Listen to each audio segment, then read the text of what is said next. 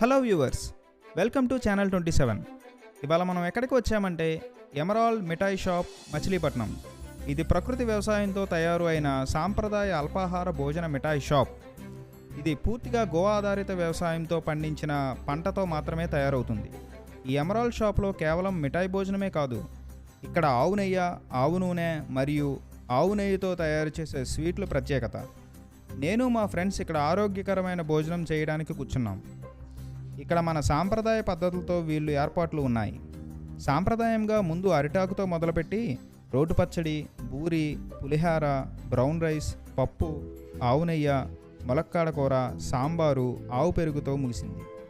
చాలా రోజుల తర్వాత నేను మా ఫ్రెండ్స్ ఆరోగ్యకరమైన భోజనం చేశాం. ఈ రుచికరమైన భోజనం మీరు మిస్ కాకండి. మరిన్ని ఇంట్రెస్టింగ్ వీడియోస్ కోసం ఛానల్ 27ని సబ్స్క్రైబ్ చేయండి.